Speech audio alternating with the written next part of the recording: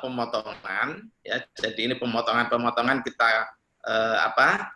kita relokasikan dari pos-pos anggaran yang lain. Karena kita ingin bahwa penelitian dan pengabdian masyarakat Politeknik Jember ini terus kemudian mengalami peningkatan yang signifikan.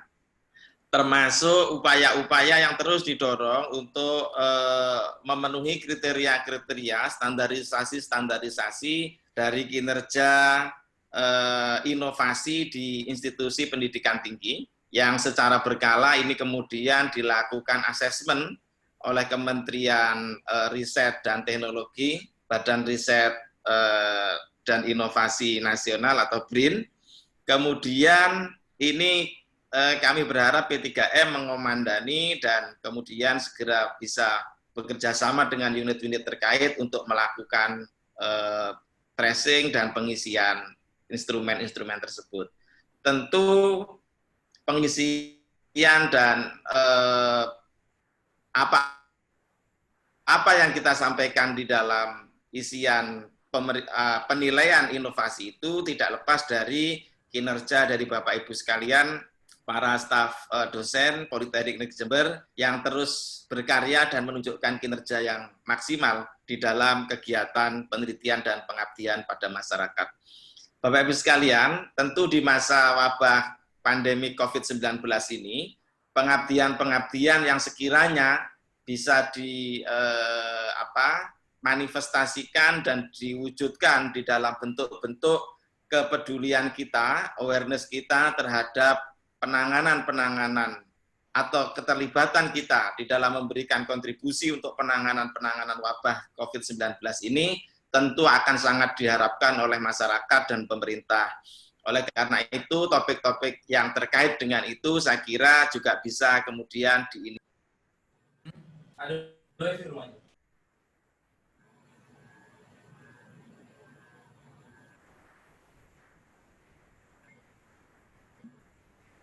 ada. Kemudian terkait dengan desa binaan yang sudah dibangun oleh P3M, yang beberapa waktu yang lalu komitmennya juga sudah ditandatangani dengan pihak-pihak berwenang terkait, tentu ini juga menjadi rujukan dan referensi kita untuk melaksanakan pengabdian kepada masyarakat yang lebih terstruktur, terarah, dan fokus pada pemberdayaan masyarakat di desa binaan kita.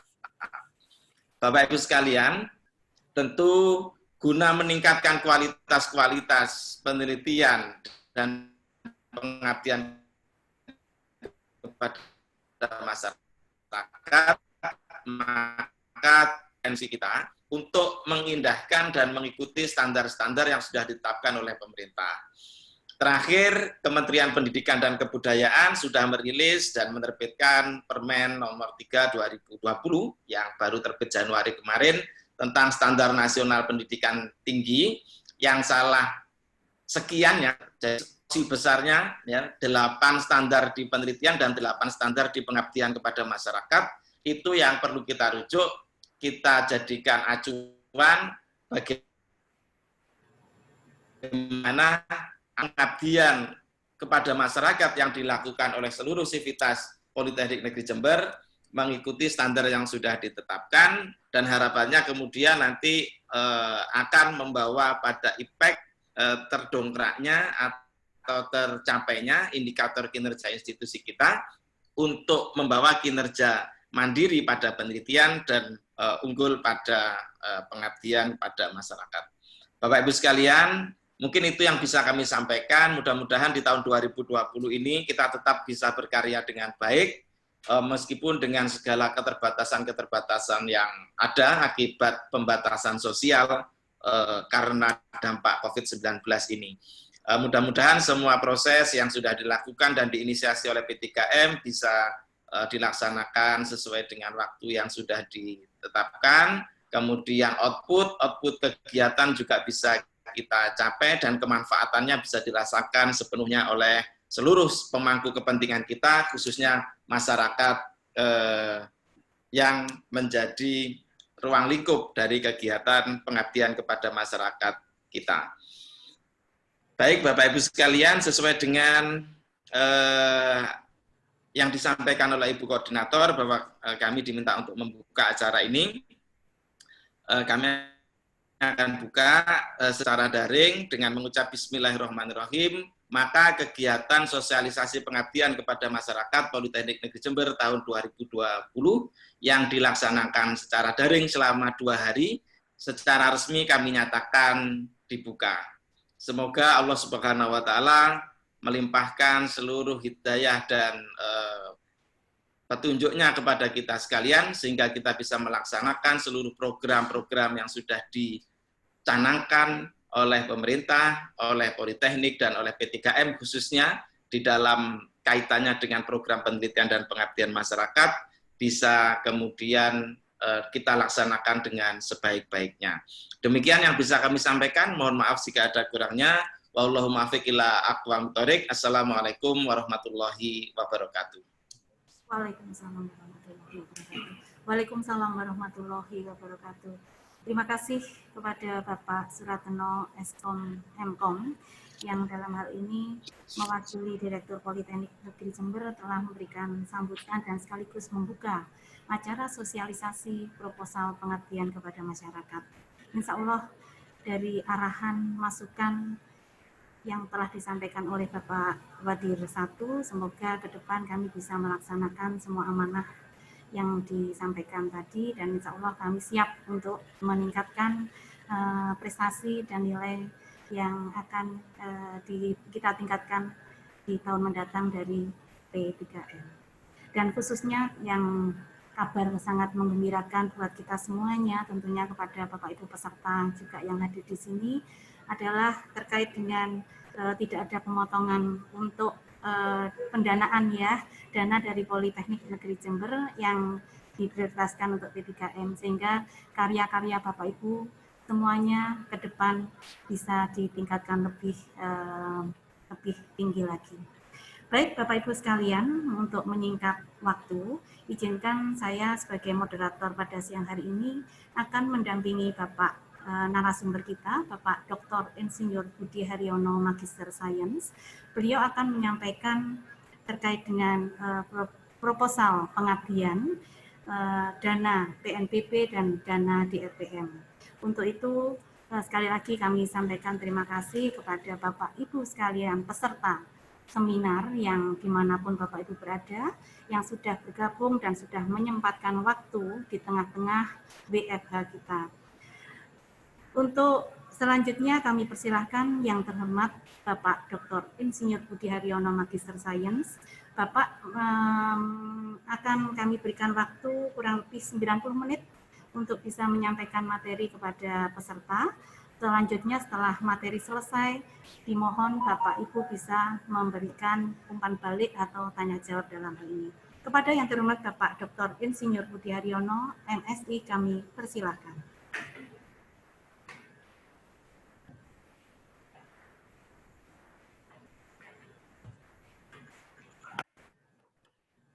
Assalamualaikum warahmatullahi wabarakatuh. Terima kasih kepada Pak Ibu Koordinator yang sudah mengarahkan acara ini. Izinkan kami untuk menyampaikan bahan materi kami terkait dengan sosialisasi pengabdian pada masyarakat, sumber dana PNBP dan DRPM.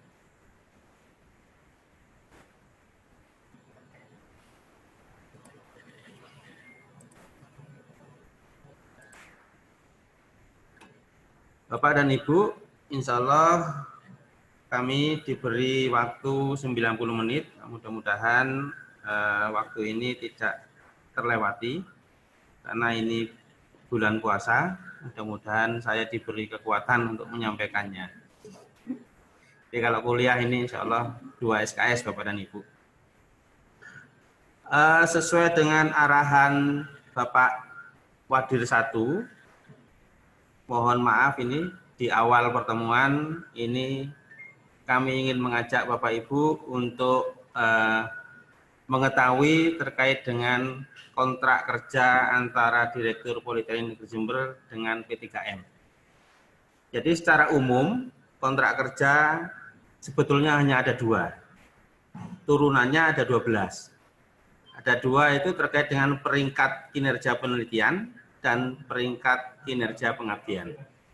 Seperti yang disampaikan oleh Bapak Wadi 1, sesuai dengan arahan beliau, maka pada tahun 2023 kinerja penelitian P3M sudah mencapai mandiri. Sedangkan kinerja pengabdian kepada masyarakat sudah masuk klaster unggul. Baseline-nya di tahun 2019 sesuai dengan SK dari Kementerian Ristek waktu itu, Politeknik Negeri Jember klaster untuk penelitian sudah masuk klaster utama dan klaster pengabdian masuk klaster sangat baik. Kita tahun ini ada di posisi tahun 2020. Insya Allah ada 2 tahun atau 3 tahun lagi untuk mencapai tahun 2023. Strategi apa yang P3M akan laksanakan supaya target yang dibebankan oleh direktur kepada P3M tercapai? Maka strategi kami adalah di tahun 2020, baik kinerja penelitian maupun pengabdian berbasis luaran. Jadi Bapak Ibu yang kemarin sudah mengajukan usulan penelitian, mencantumkan luaran tambahan, maka kepada yang bersangkutan mendapatkan nilai lebih bila dibandingkan dengan usulan yang tidak mencantumkan luaran tambahan. Demikian juga untuk di pengabdian. Bagi Bapak Ibu yang mencantumkan luaran tambahan di luar luaran wajib, maka nanti akan mendapatkan tambahan nilai. Di tahun depan, strategi kami untuk mempercepat agar tahun 2023 sudah bisa mandiri dan unggul, maka di kinerja penelitian kami memasukkan H-indeks Scopus. Bagi Bapak Ibu yang H-indeks Scopusnya masih 0, maka Bapak Ibu berkesempatan sebagai ketua atau sebagai anggota. Jadi hanya boleh mengusulkan 1 usulan di kegiatan penelitian. Apakah sebagai ketua atau sebagai anggota. Tetapi bagi Bapak Ibu yang H-indeks Scopusnya 1, maka Bapak Ibu berhak untuk mengusulkan 1 sebagai ketua dan 1 sebagai anggota. Bapak Ibu yang H-indeksnya 2 berkesempatan mengusulkan 1 ketua dan 2 anggota atau 2 ketua dan 1 anggota. Sedangkan bagi Bapak Ibu yang H-indeksnya 3 ke atas, maka Bapak Ibu berhak mengusulkan 2 kegiatan penelitian dan 2 kegiatan anggota sebagai penelitian. Demikian juga untuk pengabdian. Hanya di pengabdian, keikutsertaannya kita dasarkan pada H-indeks Google Scholar. Jadi sama bagi Bapak Ibu yang H-indeks Google Scholar-nya masih 0, boleh sebagai ketua atau anggota. H-indeks Google Scholar-nya 1, boleh sebagai 1 ketua atau 1 anggota, dan seterusnya. Sama seperti kegiatan penelitian. Nah, mudah-mudahan strategi ini nanti akan memicu Bapak dan Ibu sekalian untuk meningkatkan H-indeks Bapak Ibu, yang secara langsung juga akan mempercepat pencapaian klaster mandiri dan klaster unggul. Seperti yang kami sampaikan pada tanggal 5 November 2019, Ristek Dikti menetapkan Politeknik Negeri Jember ada di peringkat 83 dengan kriteria sangat bagus untuk kinerja pengabdian. Jadi ini pencapaian yang sudah kita capai di tahun 2019. Mudah-mudahan 3 tahun ke depan, karena memang kinerja penelitian dan pengabdian diukur per 3 tahun. Harapan kami mudah-mudahan tidak sampai di tahun 2023, mudah-mudahan di tahun 2022 capaian tersebut sudah tercapai. Perlu kami sampaikan kepada Bapak Ibu sekalian terkait dengan apa-apa yang diisi pada kinerja pengabdian. Secara umum ada 4 faktor Bapak dan Ibu sekalian yang menjadi parameter kinerja pengabdian. Yang pertama adalah terkait dengan sumber daya. Kemudian yang kedua adalah terkait dengan output luaran. Yang ketiga terkait dengan unit-unit yang menghasilkan faktor ekonomi, ya. Kemudian ada yang keempat, saya lupa itu sebetulnya. Ada 4 Bapak dan Ibu, tetapi sebetulnya bisa diringkas menjadi 2. Jadi kami ingin menyampaikan yang pertama terkait dengan sumber daya. Ini penilaian di tahun 2016, 2017, dan 2018. Insya Allah di periode kedua nanti yang akan dinilai adalah 2019, 2020, dan 2021.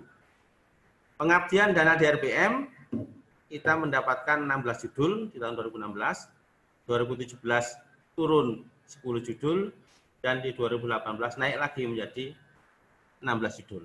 Di 2019 insya Allah kita ada 12 judul. Mohon bagi Bapak Ibu sekalian kontribusinya untuk membantu PTKM meningkatkan pengabdian dana DRPM dengan memperoleh skim pendanaan. Pengabdian dana non DRPM, insya Allah seperti yang disampaikan oleh Bapak Wadi 1, ini adalah akumulasi dari dana PNBP maupun sumber dana mandiri. Jadi bagi Bapak Ibu masih banyak yang mengusulkan proposal pengabdian dengan sumber dana mandiri. Jadi termasuk pengabdian dana non DRPM. Ini totalnya 185. Ada unit usaha kampus, ini yang saya sampaikan tadi, yang menghasilkan income generating unit. Ini ada 3, tahun 2017 3, 2018 3. Insya Allah nanti 2019 kita sesuaikan dengan kondisi yang ada saat ini. Unit fasilitas penunjang ini kita masih 0, 0, dan 0. Ringkasan luaran Bapak Ibu, kalau kita lihat pada layar ini, publikasi ilmiah pengabdian pada masyarakat itu tahun 2016 40, 2017 40, 2018 masuk ke pemakalah di forum ilmiah. Jadi publikasi media massa ini nilainya, mengapa publikasi media massa dan pemakalah di forum ilmiah itu kita masukkan sebagai luaran wajib. Jadi bagi Bapak Ibu yang mengusulkan proposal pengabdian, nanti luaran wajibnya ada 3. Yang pertama adalah proceeding seminar di seminar nasional, kemudian yang kedua publikasi media massa, yang ketiga adalah YouTube. Untuk publikasi jurnal, buku, haki, dan lain sebagainya, ini masuk menjadi luaran tambahan. Kemudian poin 4, poin 5, kekayaan intelektual, luaran iptek lainnya, produk terstandarisasi, produk tersertifikasi, mitra berbadan hukum, dan buku dari hasil pengabdian, ini menjadi PR besar PTKM supaya angka nolnya ini bisa tidak menjadi 0, bisa berubah.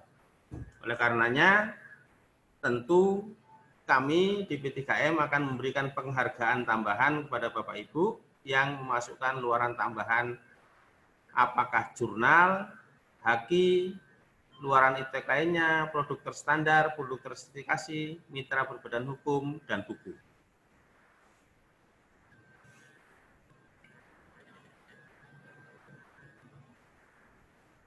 Beberapa aspek yang dinilai dari kinerja pengabdian tahun 2016 hingga tahun 2018 adalah publikasi hasil.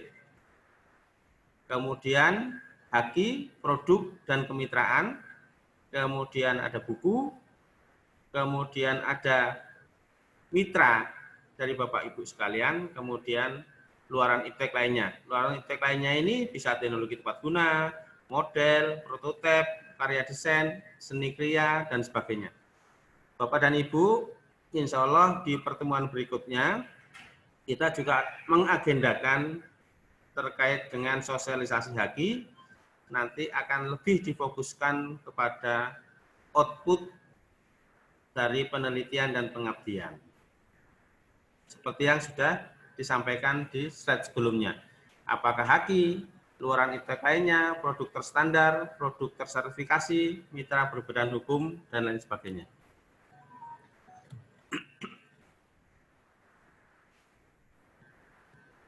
Bapak dan Ibu sekalian, mungkin slide ini Bapak Ibu sudah bosan melihatnya. Karena setiap kali sosialisasi, slide ini pasti kami tampilkan. Sebagai gambaran Bapak dan Ibu, terkait dengan penelitian, proposal penelitian PNBP kemarin, dari 117 yang masuk ke kami, itu yang sesuai dengan pedoman, itu hanya ada 31 proposal. Sisanya adalah tidak sesuai dengan pedoman. Oleh karenanya, kami di PTKM tidak berbosan-bosan untuk menyampaikan terkait dengan kesalahan umum proposal. Kenapa proposalnya kok bernilai rendah atau bahkan tidak lolos didanai. Yang pertama, tentu tidak patuh pada pedoman. PTKM sudah mengeluarkan pedoman penelitian dan pengabdian sumber dana PNBP. Yang kedua, tidak mengikuti rencana induk. PTKM juga sudah mengeluarkan rencana induk riset dan rencana induk pengabdian. Yang ketiga, luaran wajibnya tidak terpenuhi. Saya ambil contoh misalkan untuk luaran penelitian, adalah seminar internasional ICOFA. Wajib menyertakan 2 mahasiswa. Wajib ada roadmap penelitian, dan lain sebagainya. Ini masih banyak kita temukan yang tidak sesuai. Kemudian, secara administratif, proposal tidak lolos. Secara administratif. Kenapa? Karena memang tidak mengacu pada pedoman. Kemudian nilai substansinya rendah. Nah, dalam kesempatan ini izinkan kami untuk menjelaskan satu persatu terkait dengan kenapa proposal kesalahan umum ini bisa terjadi. Hal ini sering juga terjadi baik di PNBP maupun di DRPM.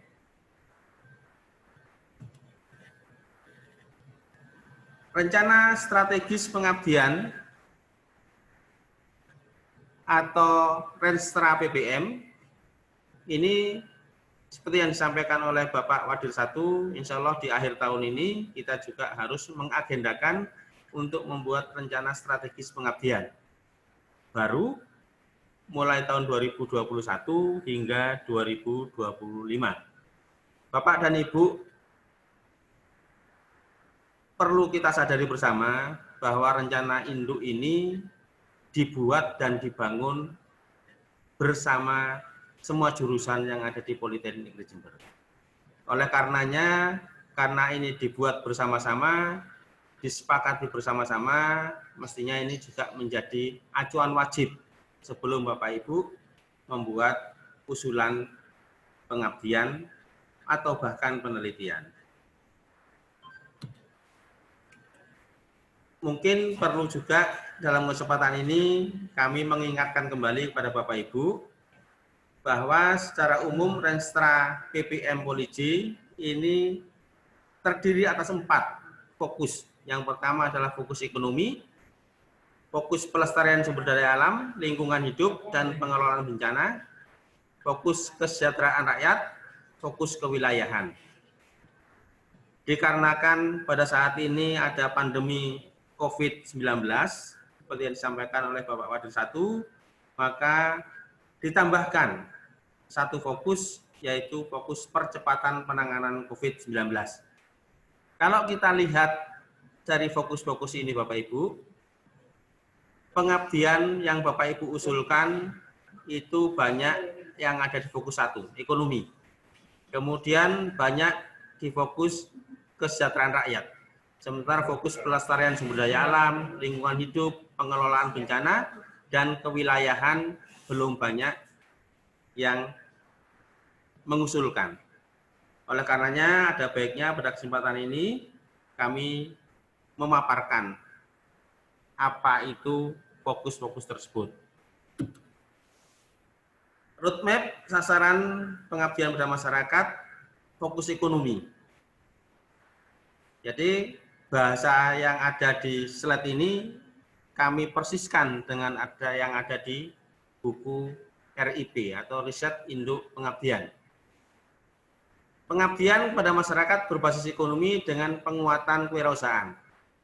Jadi kolom kanan ini mestinya ada 4 tahun Bapak dan Ibu, mulai 2016, 2017, 2018, 5 tahun hingga 2020. Tapi kami ambil di 2 tahun terakhir. Di tahun 2019 isunya pendampingan kewirausahaan. Di tahun 2020 Bapak dan Ibu tumbuhnya kewirausahaan masyarakat. Nah, ini penjelasan lebih lanjut bisa dibaca secara detail di rencana induk pengabdian. Yang kedua, hilirisasi riset. Karena memang sebetulnya pengabdian itu filosofinya adalah hasil-hasil penelitian yang diterapkan di masyarakat atau yang disebut dengan hilirisasi. Untuk pemanfaatan sumber daya lokal, daerah, dan penggunaan produk teknologi inovatif. Di tahun 2020, bagi Bapak Ibu yang ingin mengambil topik-topik ini, berkembangnya sinergi antara wirausaha masyarakat berbasis potensi sumber daya lokal daerah untuk skala global berorientasi ekspor. Jadi sebetulnya konsep RIP yang dibangun bersama dengan jurusan itu sudah mengarahkan di tahun 2020 itu sudah mendampingi wirausaha yang sudah berpotensi skala global berorientasi ekspor, Bapak dan Ibu sekalian. Ya, mungkin nanti di dalam pembahasan pembuatan RIP ke depan mungkin kita akan bersama-sama untuk melakukan revisi capaian-capaian di masing-masing tahun apakah sudah tercapai atau belum. Kemudian di tahun 2020 juga meningkatnya pembangunan ekonomi yang inklusi, mandiri, berdaya saing, berbasis industrialisasi sumber daya lokal. Sementara untuk rekayasa transportasi, program hilirisasi riset dan pengembangan teknologi maju di bidang transportasi bagi kesejahteraan masyarakat. Ini juga belum banyak teman-teman yang mengambil topik-topik ini. Berikutnya adalah teknologi pakan pasca panen dan reproduksi ternak untuk meningkatkan kesejahteraan ekonomi masyarakat. Di tahun 2020, capaiannya adalah industrialisasi teknologi peternakan untuk peningkatan ekonomi kerakyatan. Jadi ada kata kunci adalah industrialisasi. Jadi industrialisasi ini artinya adalah capaian yang sudah lebih tinggi lagi. Kemudian wirausaha mandiri berbasis teknologi informasi. Di tahun 2020 terwujudnya kegiatan wirausaha masyarakat yang berbasis teknologi informasi. Bagi teman-teman yang mempunyai BIS GTI mungkin bisa memanfaatkan fokus ini. Berikutnya adalah roadmap sasaran pengabdian pada masyarakat dengan topik pelestarian sumber daya alam, lingkungan hidup, dan pengelolaan bencana. Ini menurut evaluasi yang kami lakukan sangat rendah. Jadi Bapak dan Ibu kebanyakan mengambil fokus 1 dan fokus 4 terkait dengan ekonomi dan kesejahteraan masyarakat. Fokus kedua adalah pelestarian sumber daya alam, lingkungan hidup, dan pengelolaan bencana. Topik kegiatan pengabdian pada masyarakat yang pertama adalah penerapan teknologi energi alternatif tenaga surya, angin, dan mikrohidro guna mewujudkan masyarakat mandiri energi. Tahun 2020 terwujudnya masyarakat mandiri energi di beberapa wilayah terpencil. Perlu kami sampaikan Bapak dan Ibu sekalian, salah satu yang menjadi faktor kenapa proposal bernilai rendah atau bahkan tidak lolos secara administrasi karena proposal yang dibuat tidak dibangun berdasarkan Renstra. Jadi kalau penelitian berdasarkan RIR, kalau pengabdian berdasarkan RIP. Topik kedua, pengembangan sistem informasi pengelolaan bencana. Tahun 2020 topiknya adalah masyarakat tanggap bencana. Sebenarnya teman-teman juga bisa mengembangkan masyarakat tanggap bencana sebagai topik kegiatan pengabdian pada masyarakat. Konservasi sumber daya alam, perlindungan, dan peningkatan produk tanaman organik. Tahun 2020 topiknya adalah pengembangan konservasi tanah secara biologis. Jadi teman-teman di jurusan BP mungkin bisa mengembangkan topik-topik ini. Pengembangan produk mikroorganisme, MOL, agensia hayati, dan pestisida nabati. Kemudian pengembangan benih unggul. Apalagi kita sudah mempunyai UPT benih, sehingga Bapak Ibu bisa mengundang masyarakat untuk dilatih di UPT benih. Topik pengabdian masyarakat bidang nutrisi dan pakan ternak. Tahun 2020 topiknya adalah peningkatan produktivitas ternak dan usaha peternakan melalui penerapan teknologi pakan berbasis bahan lokal dan pemanfaatan limbah yang didukung kemandirian produksi. Roadmap selanjutnya adalah kesejahteraan rakyat. Topik yang pertama adalah pengembangan materi dan media pembelajaran, model, kompetensi komunikasi profesional bahasa Inggris. Di tahun 2020 ada beberapa topik. Yang pertama adalah pengembangan materi dan media pembelajaran bahasa Inggris untuk belajar mandiri. Yang kedua, pengembangan model pelatihan bahasa Inggris online. Yang ketiga, peningkatan kompetensi komunikasi profesional untuk akademisi. Topik selanjutnya adalah pemanfaatan teknologi dan sumber daya untuk meningkatkan mutu dan pelayanan kesehatan. Di tahun 2020, topik-topiknya adalah fasilitasi peran sektor swasta dalam upaya peningkatan pembangunan kesehatan, fasilitasi pengembangan upaya kesehatan bersumber masyarakat, membentuk lembaga nirlaba sebagai media komunikasi antara pasien dan penyelenggara pelayanan kesehatan, kemudian pelatihan program Yankes wilayah nasional. Topik berikutnya adalah peningkatan pengetahuan masyarakat tentang kesehatan, gizi, dan pencegahan penyakit, serta pemberdayaan masyarakat di era JKN. Topik-topik pada tahun 2020 adalah sebagai berikut.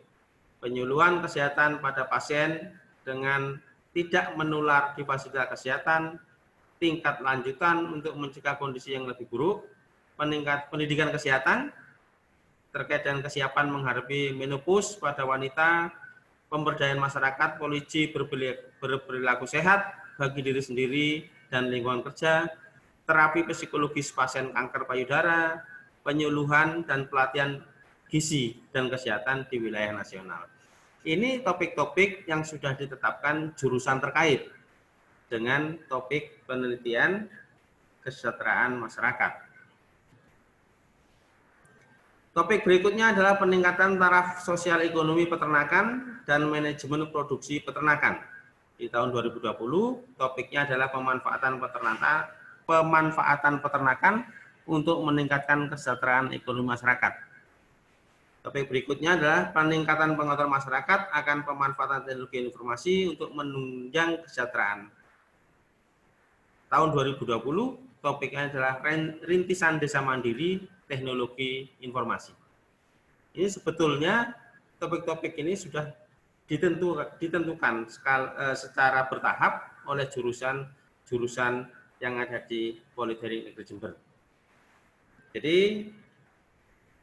Bapak dan Ibu boleh di tahun 2020 mengambil topik ini, karena memang topik ini menjadi topik yang terdapat di rencana induk pengabdian.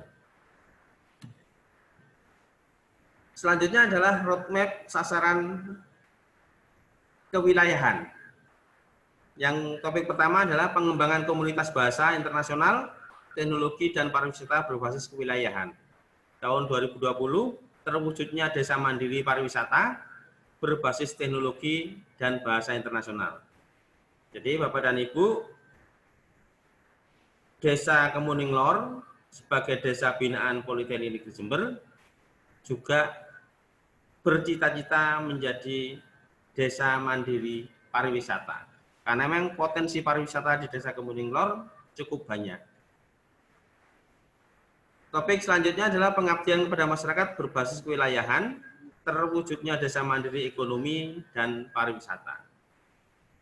Jadi beberapa waktu yang lalu, insya Allah beberapa teman P3M sempat diundang oleh Kementerian Pariwisata untuk mendapatkan materi terkait proses mewujudkan desa wisata. Nah, mudah-mudahan dalam beberapa kesempatan ke depan ada beberapa dosen di Politeknik Jember nanti yang akan mendapatkan trainer of trainer terkait dengan desa mandiri wisata. Terkait dengan topik percepatan penanganan COVID-19, seperti yang disampaikan oleh Bapak Wadi 1, ini merupakan refocusing dari program percepatan penanganan COVID. Bapak Ibu, ada 12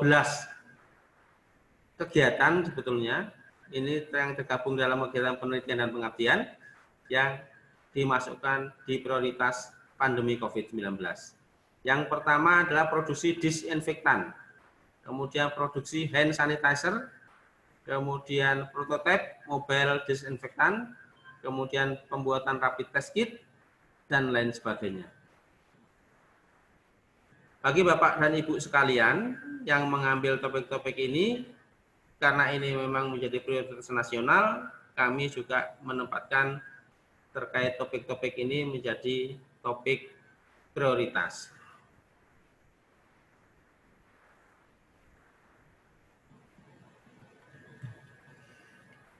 Yang kedua, setelah kami menyampaikan bahwa usulan kegiatan Bapak Ibu juga harus mengacu pada Renstra, maka usulan Bapak Ibu juga harus mengacu pada panduan pengabdian pada masyarakat Politeknik Negeri Jember. Sesuai dengan arahan Bapak Wadi 1, bahwa semua kegiatan penelitian dan pengabdian harus sesuai dengan standar yang sudah ditentukan oleh kementerian terkait. Di penelitian ada 8 standar, di pengabdian ada 8 standar. Perlu kami sampaikan, Bapak dan Ibu sekalian, bahwa standar-standar ini telah dan sedang kami laksanakan kepada Bapak Ibu sekalian. Yang pertama adalah standar hasil pengabdian pada masyarakat. Hasil-hasil pengabdian pada masyarakat itu juga diatur standarnya. Yang kedua, standar isi pengabdian kepada masyarakat. Yang ketiga, standar proses pengabdian kepada masyarakat. Yang keempat, standar penilaian pengabdian kepada masyarakat. Yang kelima, standar pelaksanaan pengabdian kepada masyarakat. Yang keenam, standar sarana dan prasarana. Yang ketujuh, standar pengelolaan. Dan yang kedelapan, standar pendanaan dan pembiayaan. Mohon maaf pada Bapak Ibu sekalian, bila mana Bapak Ibu nanti dalam proses melaksanakan pengabdian, misalkan kita ambil contoh yang sering terjadi, pengumpulan laporan kemajuan, laporan akhir, laporan keuangan, dan lain sebagainya. Bila mana Bapak Ibu terlambat mengumpulkan, tentu berdasarkan standar yang sudah ditetapkan ini, maka Bapak Ibu akan mendapatkan punishment. Sesuai dengan buku panduan, maka pada yang bersangkutan tidak diperbolehkan untuk mengikuti program pengabdian selama 2 tahun berturut-turut.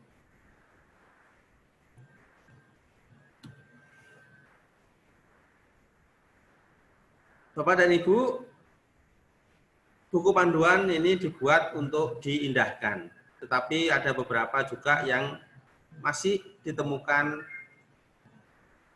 proposal-proposal yang tidak memenuhi persyaratan. Ada ketentuan umum terkait dengan proposal Bapak Ibu yang harus dilengkapi. Yang pertama, mohon maaf, ini narasinya saya persiskan juga di buku panduan. Ketua pelaksana adalah dosen tetap dan mempunyai NIDN atau NIDK.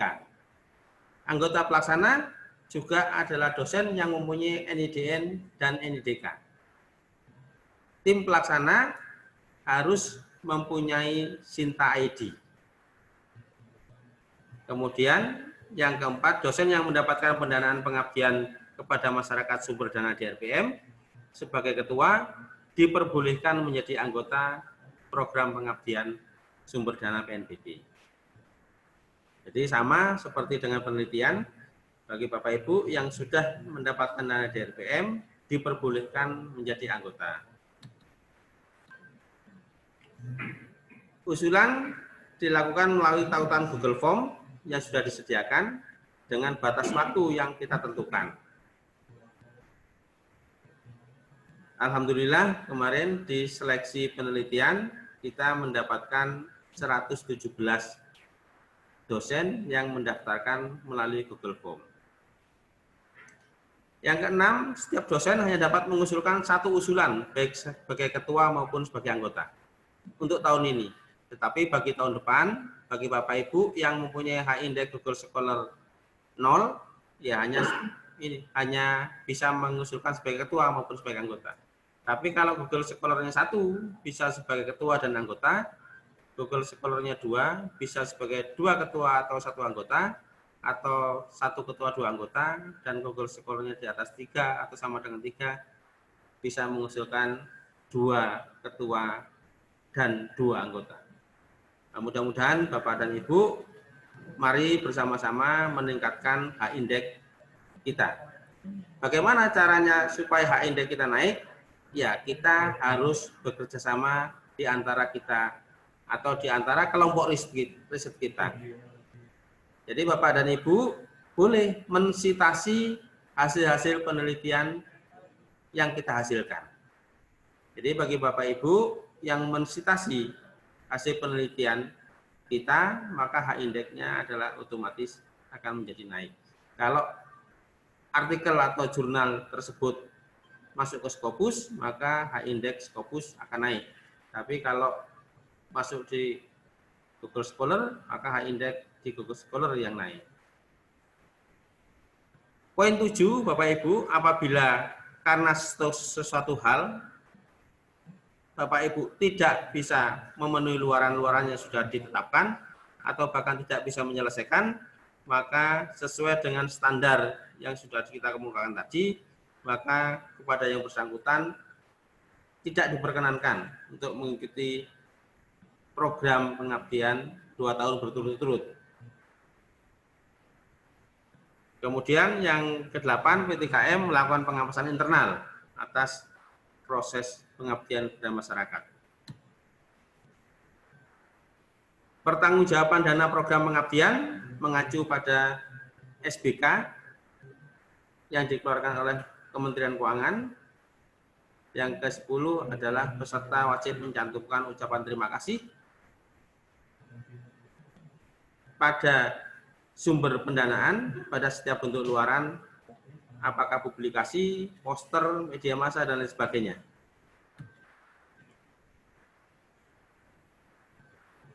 Selanjutnya adalah ketentuan kegiatan pengabdian kepada masyarakat sumber dana PNBP. Bapak dan Ibu, sama dengan DRPM,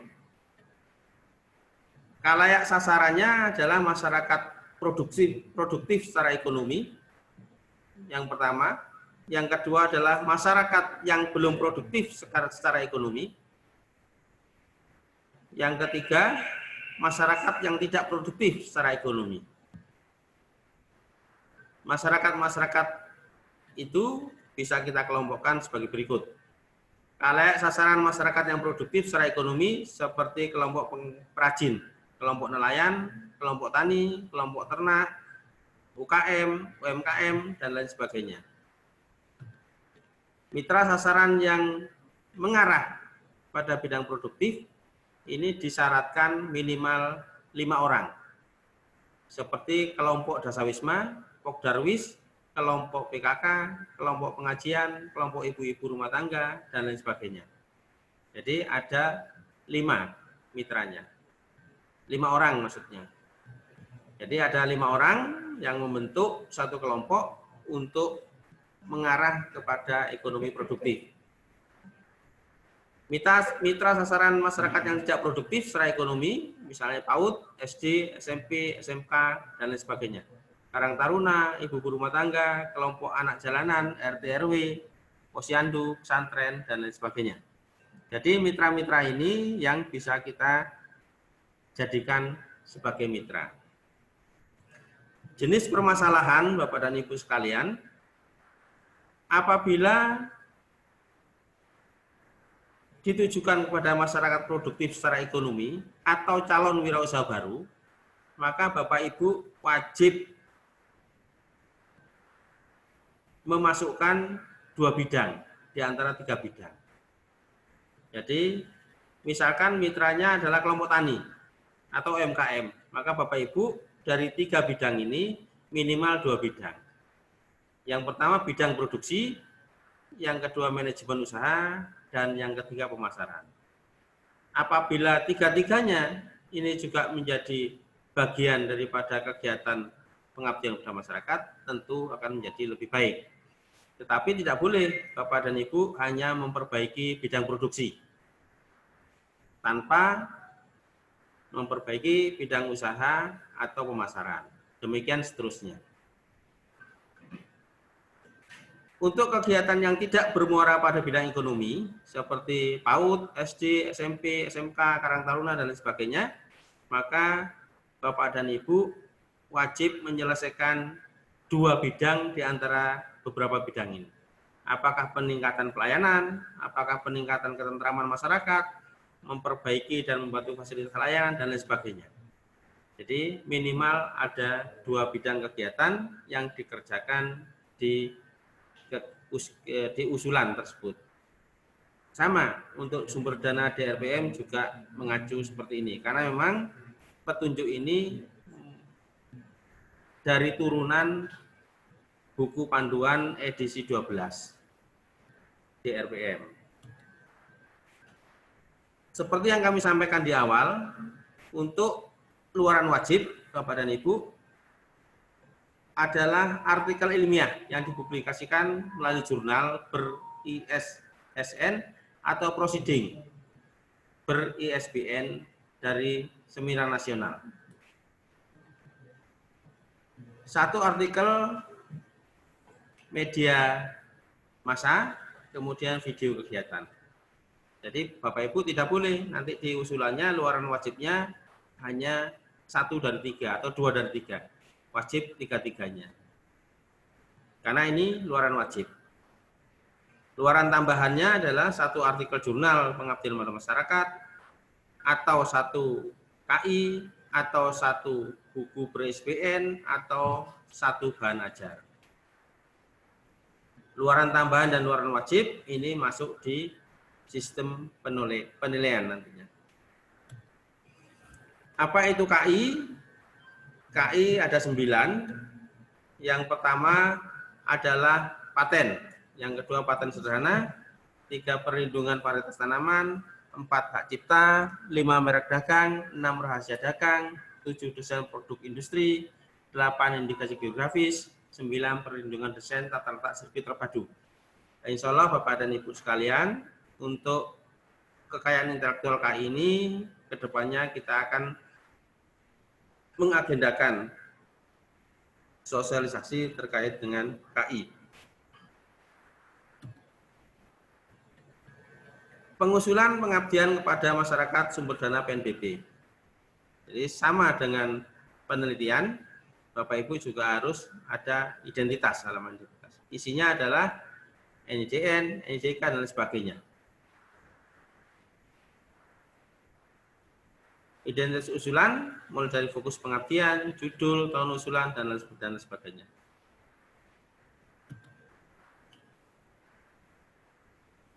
Secara administratif, Bapak dan Ibu, ini ada beberapa hal yang perlu Bapak Ibu cermati. Perlu kita cermati bersama-sama. Untuk ringkasan, Bapak dan Ibu, maksimal 500 kata. Yang perlu kita cermati adalah ringkasan ini memuat yang pertama adalah permasalahan. Kedua adalah solusi. Dan yang ketiga target luarannya. Target luaran meliputi luaran wajib dan luaran tambahan bila ada. Kami berharap luaran tambahan ada. Target luaran berupa jurnal, disebutkan nama jurnal dan peringkat cinta. Jadi kalau misalkan target jurnalnya adalah jurnal inovasi, maka langsung disebutkan jurnal inovasi dengan peringkat Sinta 4 dan lain sebagainya. Ringkasan juga memuat uraian secara cermat dan singkat rencana kegiatan yang diusulkan dan ditulis dengan jarak 1 spasi. Jadi mohon Bapak Ibu sekalian, mulai sekarang ringkasan juga harus 1 spasi. Karena di banyak proposal yang kemarin, ringkasan juga tetap 1,5 spasi. Masih kita temukan juga tidak pakai tem New Roman. Jadi macam-macam Bapak dan Ibu.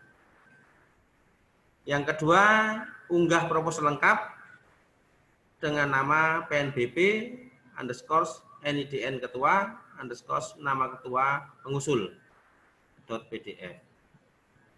Nah ini nanti kalau terkait dengan yang pengabdian, Bapak Ibu bisa mengumpulkan 3 hari setelah tanggal 6 Mei. Warna kuning muda. 2 eksemplar. Sistematika menggunakan huruf Times New Roman 12 spasi 1,5 kecuali ringkasan. Dengan ukuran kertas A4, batas kanan atas kiri bawah 3 cm. Kemudian halaman sampul sesuai dengan lampiran, dan ini semua Bapak dan Ibu bisa dilihat di buku panduan.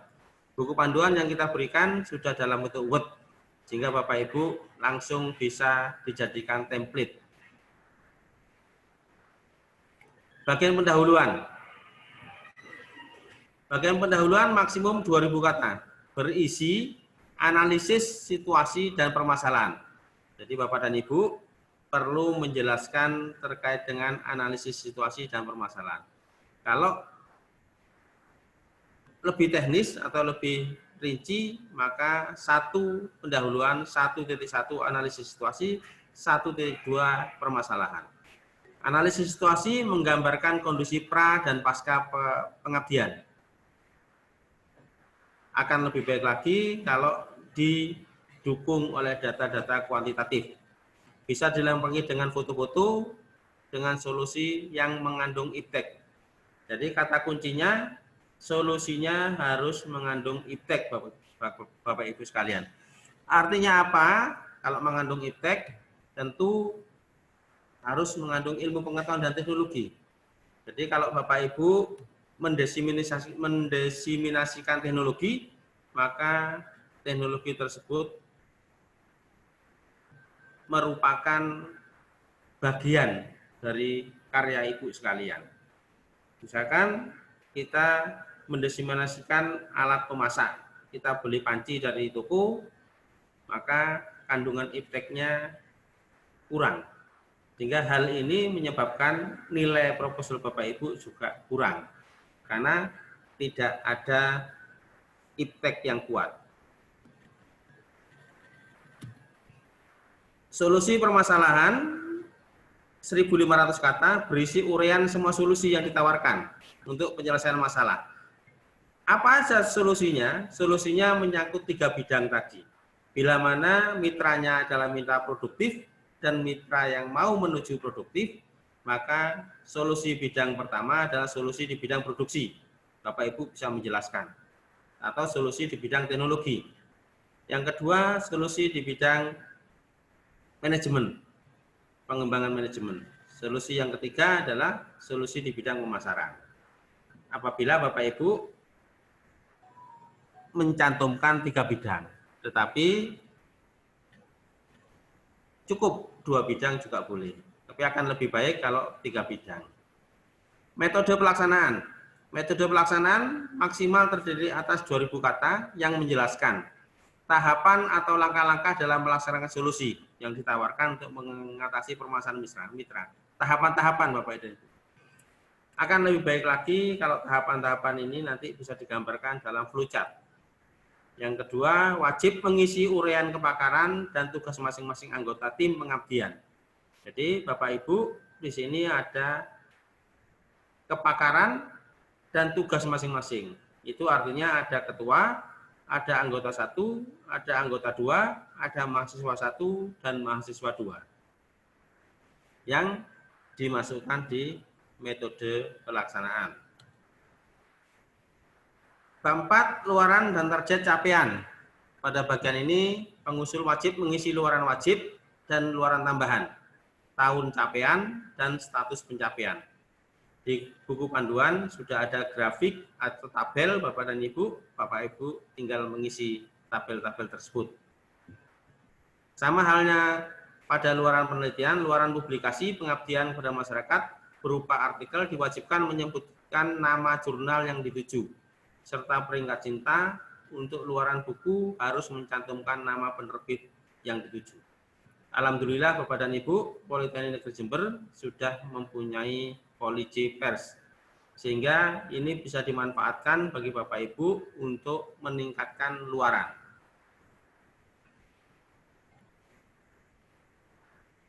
Yang kelima adalah anggaran. Justifikasi anggaran disusun secara rinci sesuai dengan format RAB, sesuai peraturan yang berlaku. Insya Allah di buku panduan sudah ada template-nya. Komponen honorarium tim pelaksana pengabdian tidak diperkenankan. Jadi biar tidak menimbulkan permasalahan di kemudian hari, Bapak dan Ibu, komponen honorarium lebih baik tidak dimasukkan. Kemudian jadwal pelaksanaan disusun menggunakan bar chart dengan lama kegiatan 6-8 bulan. Daftar pustaka, ini juga yang masih banyak kita temukan. Bapak dan Ibu, baik penelitian dan pengabdian, karena mengacu pada buku panduan edisi 12, maka penulisannya berdasarkan sistem nomor, sesuai urutan pengutipan.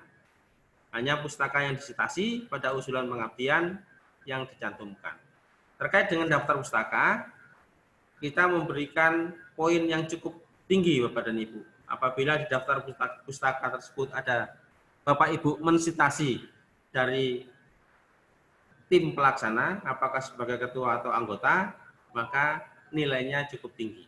Mohon kami sebagai reviewer dibantu untuk citasi di daftar pustaka yang atas nama tim pelaksana, mohon ditebalkan hurufnya, sehingga kita tinggal melihat dan tinggal memverifikasi apakah benar pustaka ini memang ada di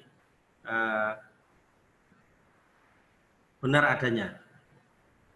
Lampiran ada biodata, ketua dan anggota, ini mengacu pada format DRPM, organisasi tim pengusul, surat pernyataan ketua pengusul, surat pernyataan ketua pengusul yang menyatakan bahwa kegiatan belum pernah didanai dan kegiatan memang original. Persetujuan atau pernyataan mitra tidak perlu mencantumkan tanda tangan mitra. Gambaran iptek ini berisi uraian maksimal 500 kata, menjelaskan gambaran iptek yang akan dilaksanakan pada mitra. Peta lokasi bisa menggunakan Google Map. Jarak yang syaratkan di buku panduan kurang dari 100 km. Tapi kita memprioritaskan 2, yaitu lokasinya ada di Desa Binaan, Desa Kemuning Lor, kemudian terkait dengan penanganan COVID.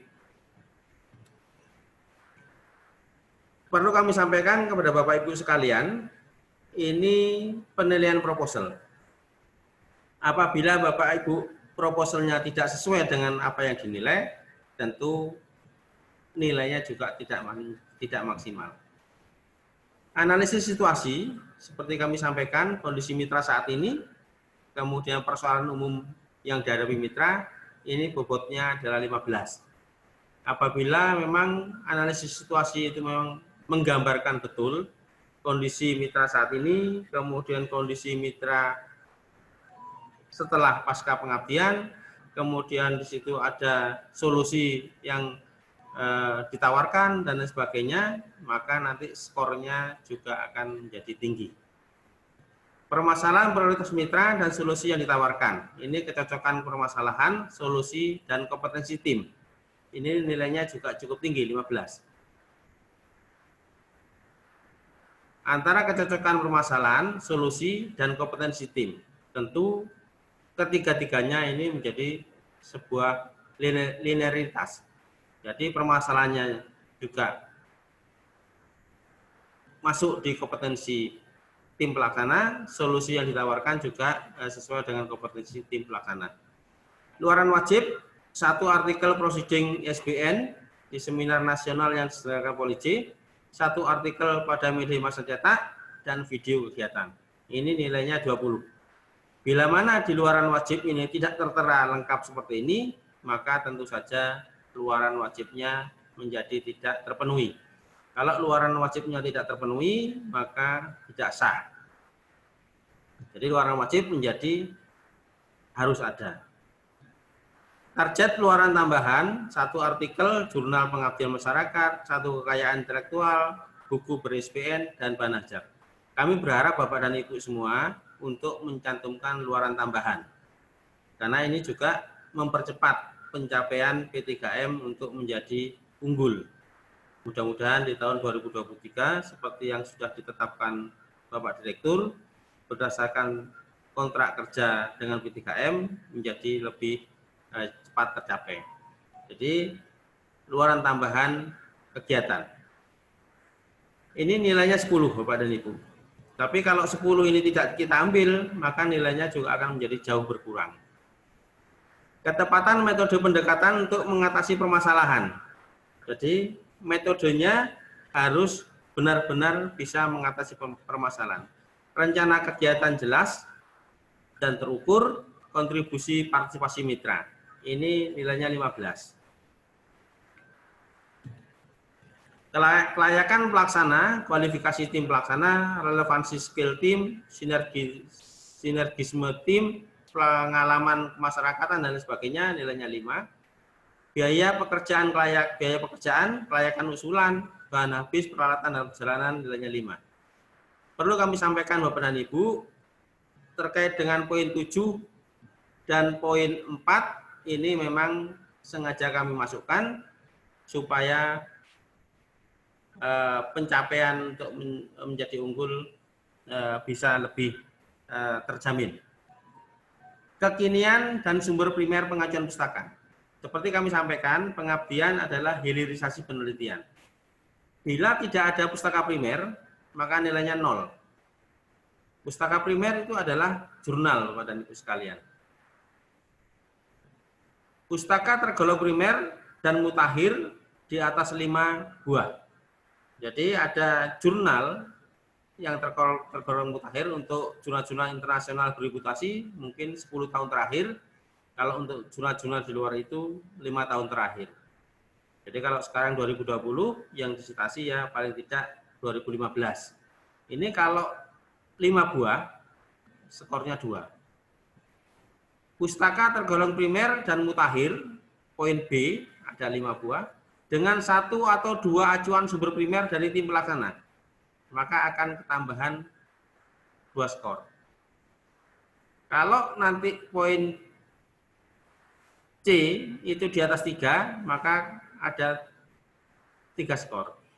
Saya ambil contoh misalkan Bapak dan Ibu sekalian, di pustaka primernya lebih dari 5, dengan 3 sumber acuan itu berasal dari citasi Bapak dan Ibu sekalian, maka Bapak Ibu sekalian mendapatkan nilai 7. Artinya akumulasi dari 2 tambah 2 tambah 3. 7. Berarti di sini ada 7. 15 kali 7, 105. Tapi kalau hanya ada 2, maka 4 di sini Bapak Ibu. Tapi kalau hanya pustaka primer punya orang lain, maka hanya 2. Tapi kalau pustaka primernya kurang dari 5, nilainya 0. Jadi nilai-nilai ini sangat tinggi sekali. Kalau 15 kali 0, 0. 15 kali 2, 30. 15 2 kali 4, 60. 15 kali 7, 105. Jadi nilai itu nanti yang akan membedakan proposal Bapak Ibu untuk didanai atau tidak. Oleh karenanya Bapak dan Ibu tentukan dulu solusinya atau teknologinya. Nilai bobotnya kita mengambil sesuai dengan buku panduan edisi 12. Kita ambil skor 1, 2, 3, 5, 6, 7. 1 itu buruk, 2 sangat kurang, 3 kurang, 5 cukup, 6 baik, 7 sangat baik. Jadi nilai adalah bobot kali skor. Bila mana nilai Bapak Ibu sempurna, maka nilainya 700. Tapi kalau Bapak Ibu nilainya sangat rendah atau buruk, ya nilainya 100. Tinggal kita grade Bapak dan Ibu sekalian. Kompetisi ini lebih ketat dari penelitian. Kalau penelitian itu ada sumber pendanaan 100 judul, pengabdian ada 50 judul. Jadi mohon Bapak Ibu untuk membuat yang jauh lebih baik lagi. Mungkin perlu kami tambahkan secara umum Bapak dan Ibu sekalian, bagaimana kiat-kiat menulis pengabdian kepada masyarakat sumber dana DRPM. Nah, besok Bapak Alfian akan menyampaikan secara teknis terkait dengan usulan-usulan kegiatan pengabdian sumber dana DRPM. Meskipun ini sudah di bawah Ristek BRIN Bapak dan Ibu sekalian, tidak lagi di bawah Kemendikbud. Skema pengabdian DRPM Bapak dan Ibu masih tetap ada sekitar 7 skema. Yang pertama KKN PPM. Ini sumber dananya 50 juta. Beberapa waktu yang lalu, insya Allah Bapak Wadir 3 menginformasikan Politeknik Negeri Jember juga telah bekerja sama USAID, ya, USAID ya, USAID ya. Itu mungkin Politeknik Negeri Jember juga berkesempatan untuk mengusulkan KKN PPM. Ini sumber dananya adalah 50 juta. Tidak banyak Bapak dan Ibu sekalian, dosen-dosen yang mengusulkan KKN PPM. Kemudian PKM. PKM ini dananya 50 juta maksimal. PKMS yang ini stimulus. Karena kita sudah masuk klaster sangat baik, maka PKMS tidak diperkenankan. PKM dananya 50 juta. Ini beberapa waktu yang lalu, insya Allah ada beberapa dosen Politeknik Jember yang mendapatkan hibah PKM. Kemudian PPDM, Program Pengembangan Desa Mitra. Namanya program pengembangan, desa mitra, berarti mitranya adalah desa. Program PPDM ini mensyaratkan adanya dana desa yang menjadi penyertaan di program PPDM. Apabila Bapak Ibu sudah berkomunikasi dengan desa dan desa memang menyediakan dana desa untuk program pengembangan desa, maka kita bisa bersinergi dengan dana desa. Ini dananya 100 sampai 150 juta. Alhamdulillah tahun ini insya Allah ada 3 dari teman-teman kita di Politeknik yang mendapatkan PPDM. Kemudian program kemitraan wilayah atau PKW. Ini bermitra dua perguruan tinggi, apakah dalam satu kota atau di lain kota, untuk menyelesaikan masalah-masalah di wilayah. Minimal ada dua, ada masalah kesehatan, ada masalah pendidikan, ada masalah kesejahteraan, dan lain sebagainya. Di antara masalah-masalah itu bisa tidak terkait. Ini dananya juga 100 hingga 150 juta. Kemudian PPPUD, ini dananya 75 sampai 100. Ini beberapa waktu yang lalu, insya Allah teman-teman juga ada yang mendapatkan hibah ini. Kemudian PPK, program pengembangan kewirausahaan. Ini dananya 100 sampai 150 juta. Ini targetnya adalah mencetak wirausaha di mahasiswa dan alumni, paling tidak setiap tahunnya adalah 5 wirausaha baru. Ini beberapa waktu yang lalu juga ada teman kita yang mendapatkan PPK, tapi sekarang sudah habis. Sehingga mungkin terkait dengan PPK, Bapak dan Ibu, satu perguruan tinggi diperbolehkan lebih dari satu, karena nanti basisnya adalah jurusan. Jadi politeknik misalkan ada jurusan TI mengusulkan PPK, ada jurusan manajemen, ada jurusan peternakan, di mana topik-topiknya disesuaikan dengan keunggulan masing-masing jurusan. Misalkan peternakan, ingin mengembangkan peternakan, maka setiap tahun itu mencetak 5 wirausaha baru. Kemudian PPUPIK. PPUPIK, program pengembangan usaha produk intelektual kampus. Sesuai dengan arahan direktur untuk memperbanyak atau meningkatkan teaching factory TEFA, maka PPUPIK ini menjadi sarana yang paling baik. Ini dananya cukup tinggi, 150 hingga 200. Contoh PPUPIK misalkan apa yang bisa kita angkat? Ya, misalkan ada UPT peternakan. UPT peternakan itu menghasilkan produk. Nah, produk itu bisa kita tingkatkan kapasitas dan kualitasnya dengan program PPUPIK ini. Ini adalah skim-skim pengabdian DRPM.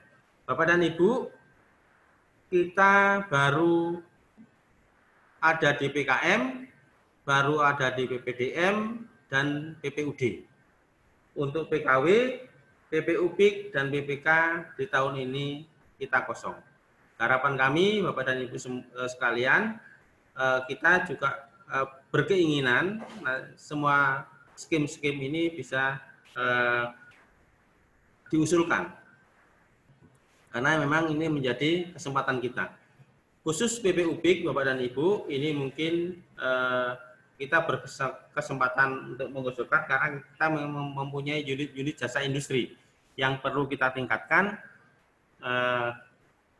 terkait dengan kualitas dan kapasitas. Jadi PPUPIK ini orientasinya adalah meningkatkan PNBP. Saya ambil contoh misalkan Bapak dan Ibu, di jurusan peternakan ada UPT peternakan. Itu bisa mengusulkan misalkan produk telur dengan kandungan omega 3 misalkan. Itu beberapa produk yang bisa diusulkan. Artinya tetap harus ada intelektual kampus ini. Jadi program pengembangan usaha produk intelektual kampus. Jadi produk-produknya harus produk-produk yang berbasis intelektual. Jadi di situ ada riset-riset yang mendasari dan lain sebagainya. Ini seperti yang tadi, tidak perlu saya sampaikan lagi.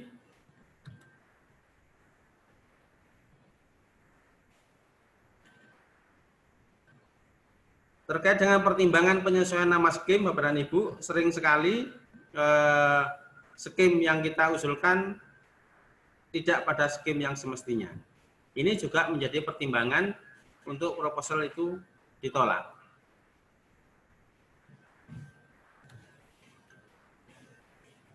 Ada trik Bapak dan Ibu untuk menyusun proposal. Karena ini sumber dana DRPM, maka Bapak Ibu harus membaca panduan pelaksanaan penelitian dan pengabdian pada masyarakat yang terakhir, yaitu edisi 12.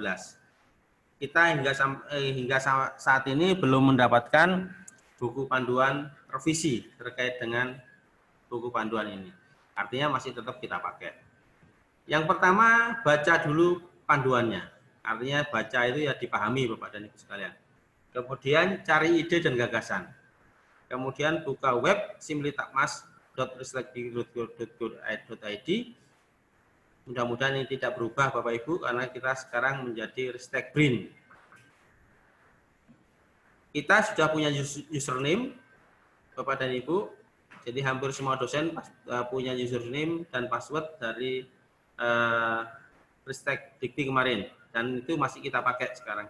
Kemudian baca petunjuk, siapkan data dan lampiran, kemudian mulai menulis. Di dalam langkah penyusunan proposal, Bapak dan Ibu sekalian, ini tentu masing-masing orang mempunyai tipikal berbeda-beda. Langkah penyusunan proposal secara standar adalah membaca buku panduan, identifikasi iptek yang akan ditransfer atau yang akan diterap kembangkan. Jadi Bapak Ibu yang pertama mengidentifikasi dulu ipteknya. Kalau ipteknya ini sudah sering didanai, maka proposal yang Bapak Ibu usulkan menjadi kurang bersaing, artinya bobotnya kurang. Oleh karenanya, tentukan dulu ipteknya. Alangkah lebih baik kalau ipteknya ini memang berdasar hasil dari riset Bapak dan Ibu sekalian. Kemudian dari iptek yang sudah kita tentukan itu, kemudian kita pilih mitranya. Tentu mitra yang kita pilih adalah mitra-mitra yang mendukung tercapainya tujuan yang akan kita capai. Kalau mitranya nanti ternyata bermasalah, itu akan menjadi masalah juga buat kita. Kemudian menentukan skim pengabdiannya. Kemudian merumuskan masalah bersama mitra. Jadi Bapak dan Ibu, masalah itu memang harus berasal dari lapangan atau dari mitra. Jadi kita rumuskan bersama apa-apa yang diinginkan oleh mitra, capaiannya, dan lain sebagainya. Kemudian menyiapkan syarat administratif. Kemudian mulai menyusun proposal sesuai panduan. Jadi kami menyarankan yang pertama adalah menentukan ipteknya dulu. Setelah ipteknya ketemu, dan iptek ini memang tidak banyak diusulkan oleh pengusul-pengusul yang lain, artinya di sini ada kandungan ilmu pengetahuan dan teknologi yang cukup tinggi, maka kita bisa memproses yang selanjutnya. Ada beberapa kata kunci Bapak dan Ibu sekalian terkait dengan pengabdian. Yang pertama, jangan ada kata penelitian. Hindari kata survei dan uji coba. Jadi biasanya beberapa reviewer dari kata-kata ini dia sudah bisa mengidentifikasi. Judul yang menarik dan spektakuler. Jadi di Indonesia memang judul itu wajib menarik dan spektakuler, Bapak dan Ibu sekalian. Jadi buatlah judul yang menarik dan spektakuler. Supaya judul menarik dan spektakuler, bagaimana? Ada triknya, Bapak dan Ibu. Analisis harus terukur, kuantitatif. Memecahkan masalah sumber daya manusia atau sumber daya alam. Wilayah dan kelompok sasaran jelas, layak sasaran yang strategis, iptek, metode, alat yang jelas, tepat dan benar, evaluasi dan indikator keberhasilan. Ini Bapak dan Ibu, evaluasi dan indikator keberhasilan. Karena di usulan DRPM itu ada subbab terkait dengan evaluasi dan indikator keberhasilan. Anggaran dan kepakaran tim yang sesuai dan keterlibatan mahasiswa. Jadi untuk yang program monotahun itu 2 mahasiswa dan untuk yang multitahun 4 mahasiswa. Pemilihan judul, seperti yang kami sampaikan di awal, judul itu harus menarik dan spektakuler. Ada 5 acuan Bapak dan Ibu supaya judul-judul kita itu memang dibutuhkan atau lagi dibutuhkan oleh si pemilik dana. Yang pertama terkait dengan kemandirian bangsa. Bapak Ibu bisa mencari di Google terkait dengan program-program pemerintah terkait dengan kemandirian bangsa. Program apa saja itu? Ya, itu bisa dijadikan sebagai judul. Kemudian masalah aktual di masyarakat, masalah yang terkini. Kalau sekarang ya memang percepatan penanggulangan COVID. Kemudian peningkatan nilai tambah. Yang keempat penyelamatan lingkungan, dan yang kelima adalah budaya dan kearifan lokal. Jadi ini beberapa judul yang disarankan untuk diambil di program pengabdian. Skim yang pertama PKM Bapak dan Ibu. Yang pertama anggarannya maksimal 50 juta, ada 1 mitra. Jadi kalau beberapa tahun yang kemarin 2 mitra, sekarang cukup 1 mitra. Ada 2 mahasiswa dan jaraknya kurang 200 kilo. Outputnya adalah jurnal nasional, proceeding, media massa, video kegiatan, peningkatan keberdayaan mitra. Ini adalah output atau luaran wajib yang sering ditanyakan ketika Bapak Ibu memperoleh hibah PKM. Kunci program adalah masyarakat produktif secara ekonomis. Jadi yang pertama adalah masyarakat produktif secara ekonomis. Di depan sudah kita utarakan ada kelompok tani, kelompok nelayan, UMKM dan sebagainya. Masyarakat yang belum produktif tapi berhasrat untuk wirausaha. Ini ada 5 orang. 5 orang membentuk satu kelompok, kemudian mengajukan untuk dibina di program PKM. Boleh mahasiswa 5 orang, boleh ibu-ibu PKK 5 orang, dan lain sebagainya. Membentuk satu kelompok, kemudian bisa dibantu dengan program PKM. Masyarakat tidak produktif secara ekonomi, bisa PAUD, TK, pondok pesantren, dan lain sebagainya. Nah ini mitra-mitra terkait dengan yang sudah disebutkan di atas. Terdiri dari 2 bidang kepakaran berbeda. Jadi pelaksananya itu mempunyai 2 bidang kepakaran berbeda. Dengan 2 bidang yang berbeda juga. Boleh bidang teknologi atau produksi, bidang pemasaran, atau bidang manajemen. Contoh, pos pelayanan terpadu atau posyandu, bidang kesehatan. Bina keluarga lansia, bina keluarga remaja, bidang pendidikan, penguatan sumber daya manusia, pendidikan anak usia dini, bidang kewirausahaan, dan bidang lingkungan. Ini beberapa bidang yang bisa dibuat sebagai isu-isu untuk program PKM. Bidang lingkungan, ada penghijauan, kebersihan lingkungan, dan sebagainya. Ini luaran Bapak Ibu, insya Allah Politeknik Negeri Jember di program pengabdian DRPM, PNBP, bahkan di program pengabdian mandiri juga kita wajibkan Bapak Ibu untuk menghasilkan atau memberikan luaran.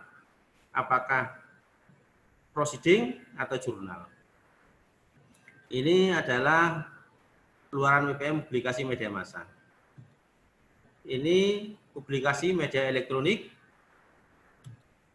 Ini jurnal nasional PPM, Bapak dan Ibu. Ini publikasi internasional. Kalau kita cermati di buku panduan, untuk program multi tahun, itu publikasinya adalah publikasi internasional untuk pengabdian. Biasanya teman-teman karena publikasi ya masuk ke IKOVA. Kami sarankan untuk masuk di IKOVA.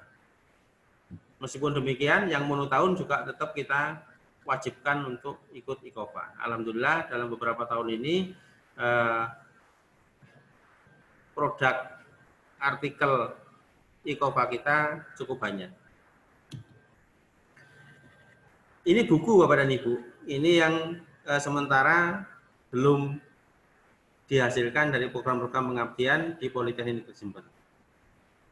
Ini adalah buku-buku yang dihasilkan dari kegiatan program pengabdian. Misalkan panduan praktis budidaya tomat, panduan praktis hukum waris, biogas dan aneka limbah, menghitung anggaran membangun rumah dan sebagainya. Ini adalah buku-buku yang dihasilkan dari program pengabdian. Mudah-mudahan di kesempatan mendatang Bapak dan Ibu juga bisa menghasilkan buku-buku ini. Apalagi kita sudah mempunyai polisi pers. Ini haki deteksi longsor, produksi gula semut, pewarna alami makanan, desain batik dan lain sebagainya. Jadi Bapak Ibu terkait dengan haki itu masih sangat memungkinkan untuk kita masuki. Yang ini adalah KKN BPM. Mudah-mudahan dalam waktu dekat kita juga bisa berkontribusi di sini. Karena dananya cukup tinggi.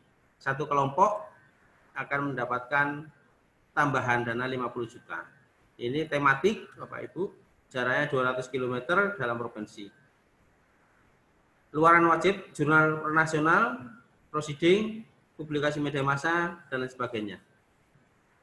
Pengusulnya adalah perguruan tinggi yang melaksanakan KKN. Kita insya Allah bekerja sama dengan USAID. Kemudian mahasiswa yang terlibat 20 orang. Waktu pelaksanaan minimal 1 bulan. Kalau kita insya Allah ada beberapa 6 minggu mungkin ya. Ada mitra pembiayaan dan mitra lokasi, kegiatan 60% mendukung tema, 40% umum. Pelaksanaan kegiatan adalah mahasiswa, prioritas pada program pemerintah. Jadi ini yang Politeknik belum pernah mendapatkan dana. Ini beberapa topik terkait dengan kegiatan KKN BPM Bapak Ibu. Dan kalau kita melihat gambar seperti ini, mungkin ini tidak jauh-jauh dari Jember ini Bapak dan Ibu. Jadi memanfaatkan sungai untuk kegiatan cuci, mandi, dan lain sebagainya bersama-sama. Kalau yang di kanan atas itu malah untuk gosok gigi itu Bapak dan Ibu sekalian. Ya, ini tugas kita bersama untuk menyadarkan masyarakat untuk menggunakan air bersih.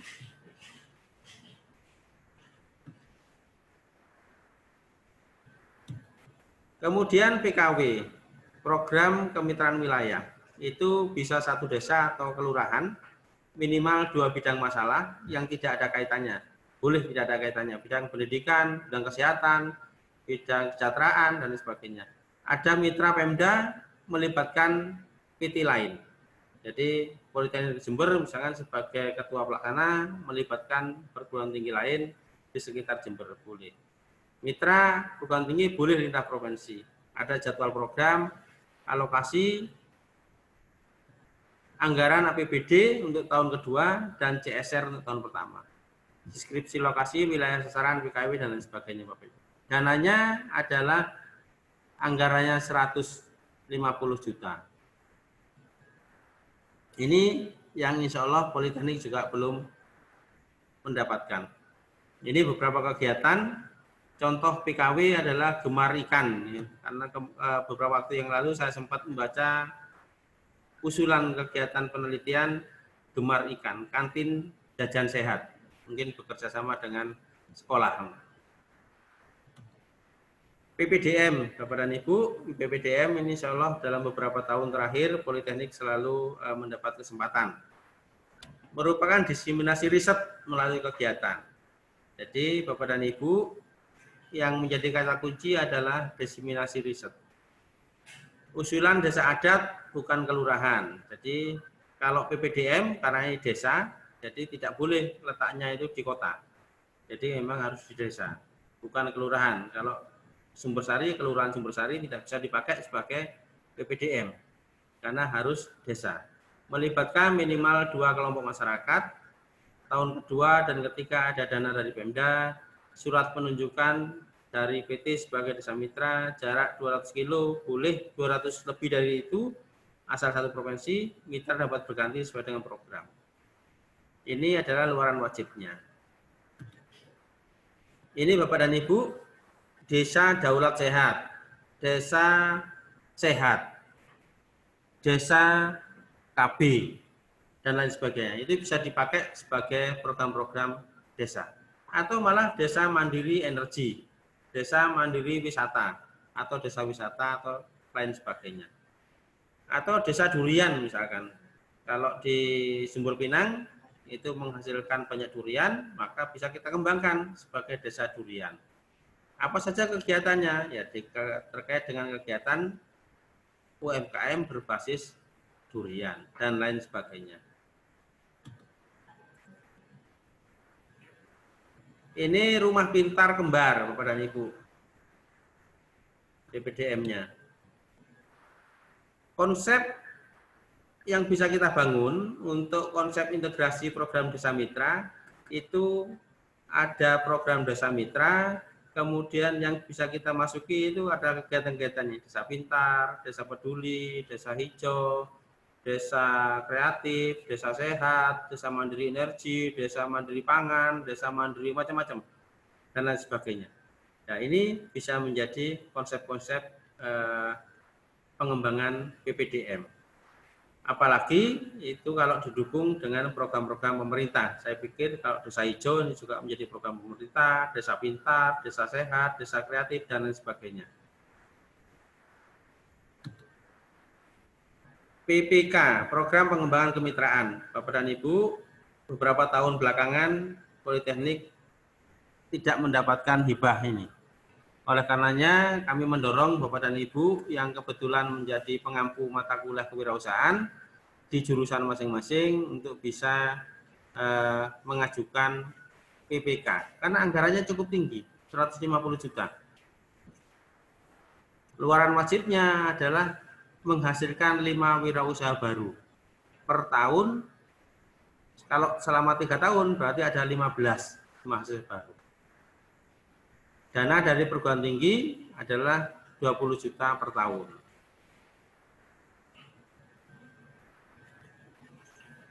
Tujuannya menciptakan wirausaha baru, meningkatkan keterampilan di bidang manajemen, tim pelaksananya 4 orang, jumlah tenan 20 orang setiap tahun, menghasilkan 5 jenis usaha baru mandiri, setiap fakultas atau jurusan hanya diperbolehkan 1 proposal. Jadi dalam satu perguruan tinggi, karena kita politeknik jurusan, jadi jurusan TI boleh 1, jurusan TP boleh 1, jurusan bahasa Inggris boleh 1, dan lain sebagainya. Sehingga kalau masing-masing jurusan mengajukan, tentu ada 8 usulan. Apalagi kita juga ada unit PIKWU yang bisa membantu terkait dengan PPK ini. Kegiatan bisa pelatihan, bisa magang, dan bisa fasilitasi. Nah, secara teknis Bapak dan Ibu, besok Bapak Alfian akan menyampaikan terkait semua skim DRPM ini. Oleh karenanya, seperti yang disampaikan oleh Ibu Koordinator, mohon kiranya bagi Bapak Ibu yang sudah menyiapkan proposalnya untuk bisa didiskusikan atau dikomunikasikan dengan beliau. Kemudian PPUPIK. PPUPIK ini beberapa tahun kita tidak pernah mendapatkan dana. Program pengembangan usaha produk intelektual kampus. Sementara Politeknik mempunyai banyak potensi di sini. Laboratorium kita cukup lengkap, ada unit pelaksana teknis yang memang sudah menghasilkan produk dan lain sebagainya. Oleh karenanya kami mendorong untuk program PPUPIK ini menjadi program yang bisa diusulkan. Berdasarkan pengamatan kami, program PPUPIK ini belum begitu banyak yang mengusulkan. Jadi kalau PKM, PPDM, PPPUD itu insya Allah cukup banyak. Tapi kalau PPUPIK ini memang tidak banyak. Oleh karenanya kesempatan kita Bapak Ibu sebetulnya ini untuk mengusulkan PPUPIK. Anggarannya bisa sampai 200 juta, dana PT per tahunnya adalah 30 juta. Dana PT ini bisa in kind dan in cash.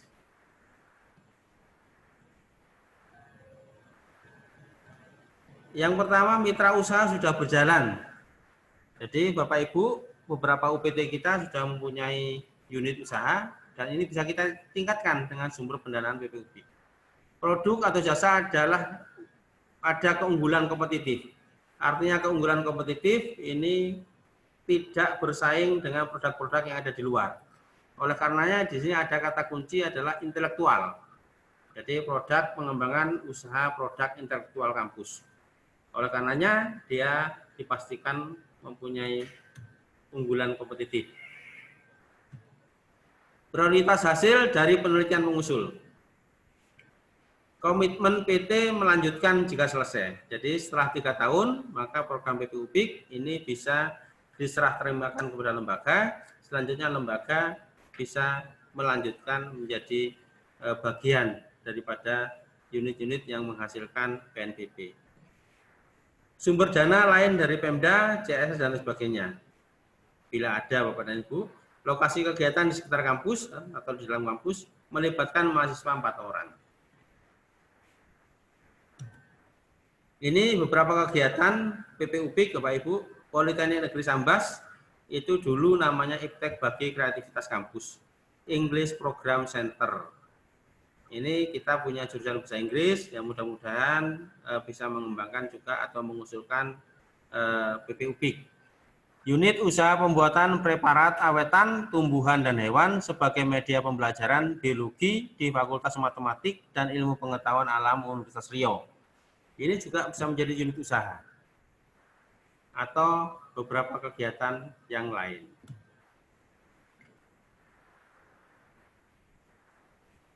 Ini ada beberapa kegiatan terkait dengan kultur jaringan mungkin.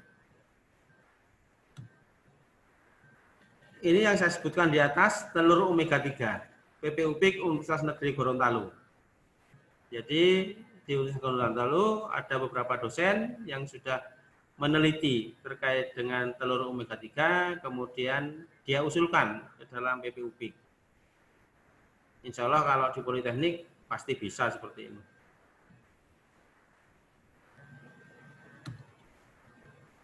Ini ada beberapa peralatan yang juga bisa kita kembangkan Bapak Ibu. Jadi kita mempunyai laboratorium logam. Jadi kita desain, kemudian ada kekhususan. Jadi pemotong kerupuk, ada yang khusus di sini, ada kandungan intelektual yang membedakan pemotong kerupuk yang dihasilkan oleh kita dengan mesin yang ada di pasar. Peniris minyak, ini kalau misalkan peniris minyak yang di luar, motornya ini ada di samping. Ketika ini berputar dengan kecepatan cukup tinggi, maka dia akan berjalan sendiri ini, spinnernya ini. Tetapi kalau kita mungkin mengembangkan itu, motornya harus diletakkan di bawah alat ini, persis di titik beratnya, sehingga spinnernya tidak bergerak-gerak. Nah, ini salah satu bentuk intelektualnya. Ini beberapa peniris minyak dan sebagainya, pemotong stripping, kemudian pemotong bahan kompos, penyangrai kopi dan sebagainya. Ini juga menjadi program PPU PIK yang bisa kita ajukan. Kemudian PPPUD, program pengembangan produk unggulan daerah. Ini mitranya sudah berjalan 1 tahun dan lain sebagainya Bapak Ibu. Ini insya Allah tahun ini ada dari dosen dari jurusan teknologi pertanian yang mendapatkan program pengembangan unggulan daerah. Jadi salah satu kriterianya harus ada surat keputusan dari dinas terkait bahwa yang menyatakan produk tersebut adalah merupakan produk unggulan. Ini beberapa produk unggulan. Demikian Bapak dan Ibu yang bisa kami sampaikan. Saya kembalikan lagi kepada koordinator pengabdian.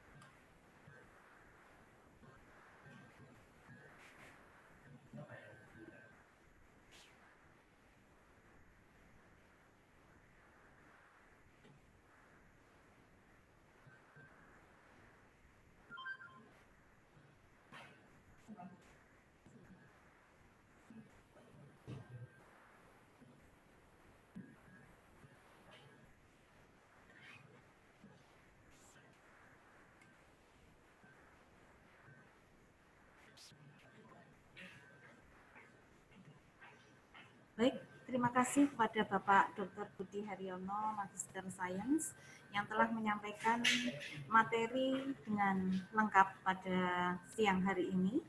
Tentunya apa yang sudah disampaikan oleh beliau cukup lengkap, cukup bisa dipahami oleh Bapak Ibu sekalian.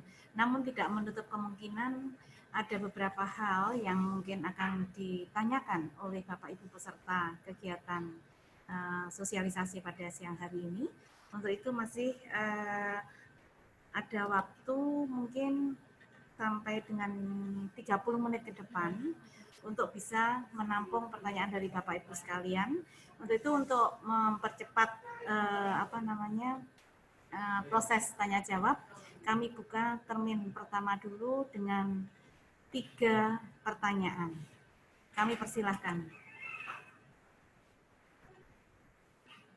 Mohon bisa menyebutkan nama, dari program studinya, dan bisa memberikan pertanyaan. Mungkin Pak Muksin.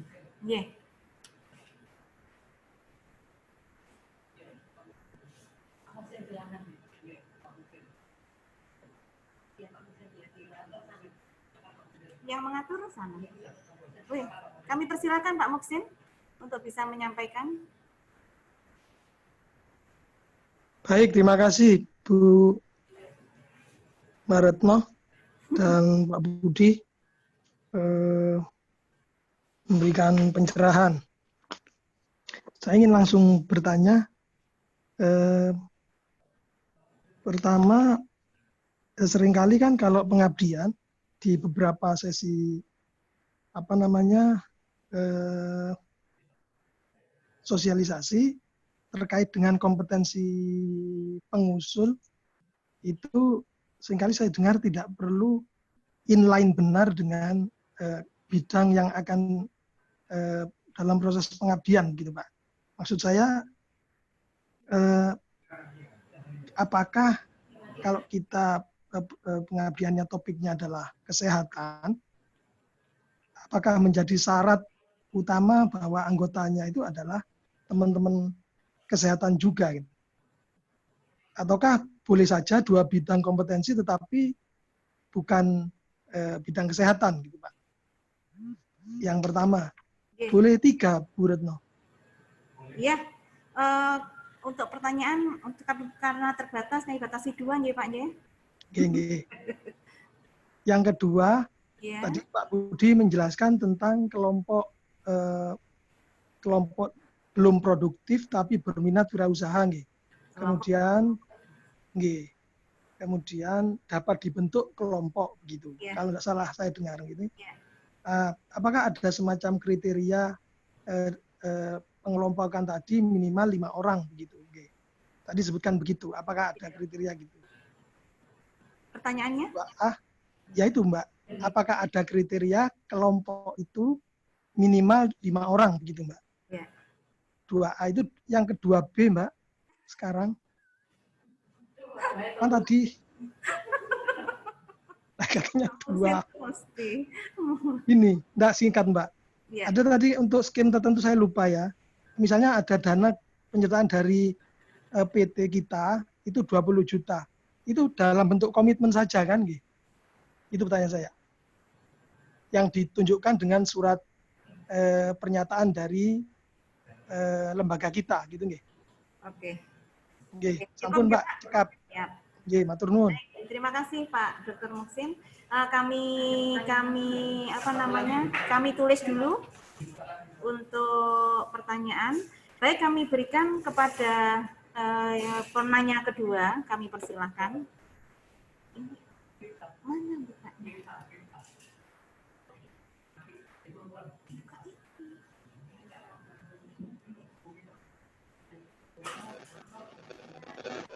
Bu Mefta.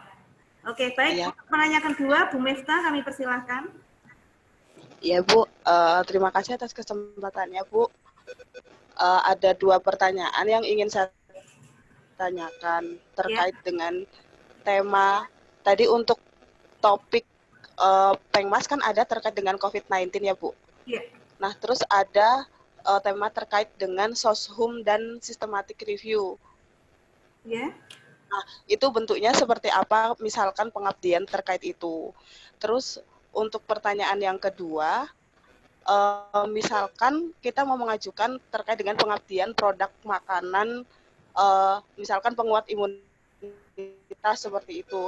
Karena pada saat di chat yang apa namanya, di chat yang di grup riset itu Bu, kan ada chat salah satunya adalah produk makanan terkait dengan penguat imunitas. Tapi tadi di slide itu tidak ada terkait dengan hal itu Bu.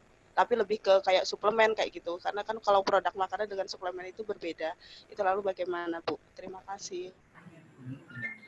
Jelas Pak untuk yang kedua. Ya. Baik.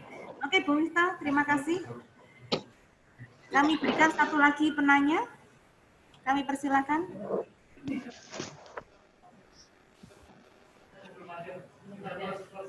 Belum ada. Oke, baik.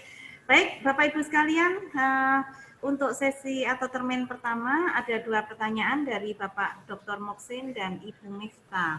Untuk itu kami mohon Pak Budi bisa menjelaskan kembali. Yang pertama dari Pak Moksin terkait dengan kompetensi pengusul. Kemudian yang kedua adalah terkait dengan kelompok bahan produktif. Kelompok yang belum produktif namun ingin ingin membuat suatu usaha. Kemudian juga yang ketiga terkait dengan dana pendamping. Sedangkan dari Bu Mifta, yang pertama terkait dengan tema pengabdian, yang kedua adalah apabila mengajukan produk seperti yang disampaikan oleh Bu Mifta tadi bagaimana. Monggo katuran kepada Bapak Budi untuk menyampaikan.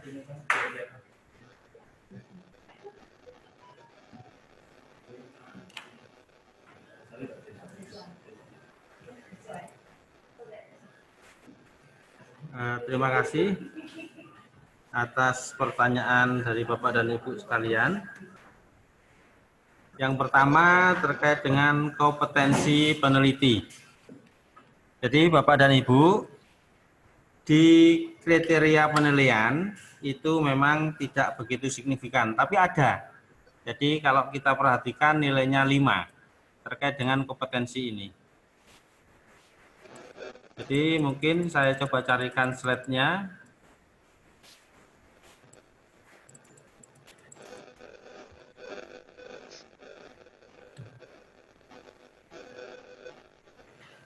Jadi di poin 5 ada kelayakan pelaksana, kualifikasi tim pelaksana, relevansi, skill tim, sinergisme tim, pengalaman kemasyarakatan, organisasi tim, jadwal kegiatan, dan kelengkapan lampiran.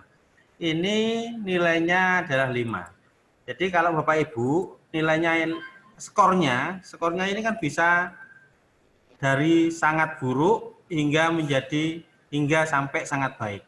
Jadi skornya 1 sampai 7. Jadi bagi Bapak Ibu yang pengusul pengabdian, bila mana kualifikasi timnya ini memang relevan, skill timnya memang mendukung dan sebagainya, maka kita tinggal memberikan nilai 7 di sini. Tetapi kalau kualifikasi timnya itu memang tidak menggambarkan keahlian yang berkenaan dengan judul, mungkin nilainya juga 3 dan lain sebagainya. Jadi kalau 5 kali 3 15, kalau 5 kali 7 35, selisihnya sudah 20. Boleh Bapak Ibu penelitinya tidak kompetensi, boleh, tapi nilainya juga tidak maksimal. Tetapi Bapak Ibu yang perlu dipahami, pengabdian sebetulnya adalah hilirisasi daripada penelitian. Kenapa? Ketika tema-tema pengabdian itu diambilkan dari penelitian Bapak Ibu, maka poin 7 ini bisa Bapak Ibu manfaatkan. Jadi Bapak Ibu akan lebih leluasa memasukkan pustaka-pustaka yang memang dari sumber tim peneliti. Jadi kalau ada 3 pustaka di tinjauan di kepustakaan itu dari tim pelaksana, maka nilainya sudah 7. 15 kali 7, 105. Jadi kalau 105 ditambah 35, maka menjadi 140 selisihnya. Kalau itu menjadi pelaksananya adalah sesuai dengan bidang keahliannya. Bagaimana kalau tidak sesuai dengan bidang keahliannya? Maka Bapak Ibu tidak maksimal juga di poin 7. Jadi Bapak Ibu mungkin akan bisa mencapai hanya sumber pustaka primer dan mutakhir di atas 5. Skornya hanya 2. Kalau 2 kali 15, 30 dikalikan 15, 45. Jadi 45 dengan 130. Jauh sekali Bapak dan Ibu. Oleh karenanya, bagi Bapak Ibu yang mengusulkan memang tidak ada kewajiban terkait dengan linearitas atau kompetensi ini. Tetapi reviewer akan melihat ini sebagai potensi untuk lolos dan lain sebagainya. Itu jawaban yang pertama. Jawaban yang kedua terkait dengan kelompok sasaran yang belum produktif. Ini memang kelompok sasaran yang belum produktif menuju kelompok sasaran produktif itu memang diwajibkan minimal 5 orang. Berkelompok kemudian dibina dalam sebuah program. Apa kriterianya? Kriterianya adalah kelompok yang bersangkutan yang Bapak Ibu bentuk dipastikan setelah pasca pelatihan kelompok ini tidak bubar. Kriterianya hanya itu Bapak Ibu. Jadi yang sering kita temukan kelompok-kelompok yang non produktif atau kelompok-kelompok yang menuju produktif, ya ketika pelatihan aja berjalan. Begitu pelatihan selesai, dosennya pulang, ya pulang juga, tidak berlanjut. Tetapi kalau untuk kelompok-kelompok yang produktif, meskipun Bapak Ibu selesai pelatihan, mereka juga akan terus melaksanakan atau malah mampu meningkatkan produksinya. Jadi kriterianya adalah jaminan dari Bapak Ibu bahwa kelompok tersebut setelah pasca kegiatan tetap melakukan kegiatan produksinya. Oleh karenanya mungkin perlu juga dipilih Bapak dan Ibu kelompok belum produktif ini. Jadi kelompok yang kira-kira memang sangat berpotensi untuk menjadi wirausaha baru. Saya yakin Bapak Dr. Muhsin pasti paham kalau terkait dengan pembentukan kelompok dan kriteria kelompok. Kemudian terkait dengan pendanaan dari perguruan tinggi. Pendanaan itu bisa in cash dan bisa in can, Bapak Ibu. In cash itu adalah perguruan tinggi memberikan uang tunai. Kalau in cash. Tapi kalau in can, perguruan tinggi bisa memberikan fasilitas. Bapak Ibu, misalkan ada kegiatan multi tahun terkait dengan yang berhubungan dengan laboratorium penunjang laboratorium A misalkan. Maka Bapak Ibu bisa memanfaatkan fasilitas-fasilitas di laboratorium A itu. Nah, fasilitasi laboratorium A itu yang Bapak Ibu rupiahkan menjadi 20 juta. Jadi itu yang disebut dengan in can. Tapi tetap meskipun in cash dan in can, perguruan tinggi wajib memberikan surat pernyataan membiayai program di atas materai. Kemudian terkait dengan pertanyaan Ibu Miftah terkait dengan COVID.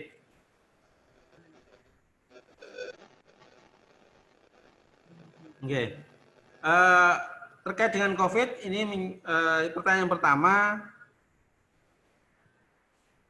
yang mungkin perlu dicermati ini adalah beberapa topik penelitian dan pengabdian yang diprioritaskan. Kemudian yang tanda-tanda bintang ini adalah pendapat kami yang bisa dilakukan untuk pengabdian. Adalah produk hand sanitizer, pembuatan rapid test kit, pengembangan APD, dan pengembangan suplemen. Kemudian terkait dengan pengembangan suplemen, apakah ini juga termasuk penguatan imunitas? Menurut pandangan kami juga bisa dimasukkan Bapak Ibu. Jadi Bapak Ibu misalkan pengembangan produk suplemen ini juga bisa dimasukkan pengembangan produksi makanan atau produk pangan yang bisa menunjang penguatan imunitas. Jadi boleh Bapak Ibu, boleh Ibu Miftah terkait dengan pengembangan suplemen itu dimasukkan juga penguatan imunitas. Insya Allah itu beberapa jawaban yang bisa kami sampaikan. Mungkin ada beberapa pertanyaan lagi, monggo langsung ke Bu Koordinator. Sudah ada.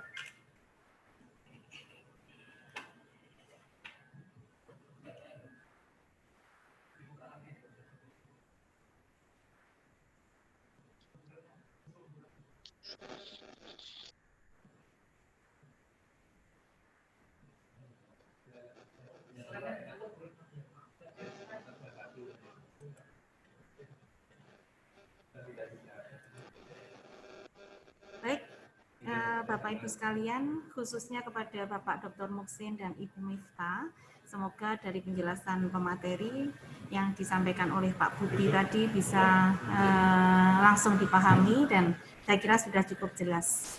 Baik, Bapak Ibu sekalian, sepertinya sudah tidak ada yang bertanya lagi kalau kami melihat dari layar yang ada di depan kami. Insya Allah berarti alhamdulillah paparan yang disampaikan oleh ada satu lagi Ibu. Tidak ada. Tidak ada. Oke, baik. Baik, Bapak Ibu sekalian, dengan mengucap syukur alhamdulillah kegiatan sosialisasi proposal pengabdian kepada masyarakat pada hari pertama kami nyatakan selesai, dan sekali lagi terima kasih yang sebesar-besarnya kami sampaikan kepada Bapak Ibu sekalian yang sampai sekarang masih aktif untuk mendengarkan kegiatan sosialisasi ini. Semoga apa yang sudah disampaikan oleh Bapak Dr. Insinyur Budi Haryono, Magister Sains, bisa dipahami bersama dan tentunya akan bisa lebih bermanfaat untuk pengajuan proposal pengabdian kepada masyarakat, baik dari dana PNBP maupun dana DRPM ke depan. Sekali lagi terima kasih, kurang lebihnya mohon maaf, dan sekali lagi kami ingatkan masih ada 1 hari lagi untuk kegiatan besok. Saya harapkan Bapak Ibu sekalian bisa mengikuti dari awal mulai jam 10 seperti tadi, karena untuk materi besok tidak kalah pentingnya dengan materi yang pada hari ini. Sekian, terima kasih. Assalamualaikum warahmatullahi wabarakatuh.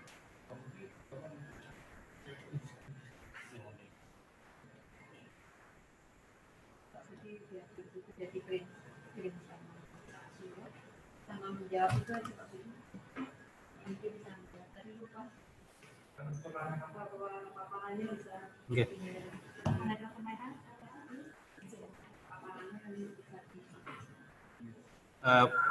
Bapak dan Ibu, terkait dengan bahan materi, insya Allah akan kita share melalui WA riset BPM 1 dan riset BPM 2.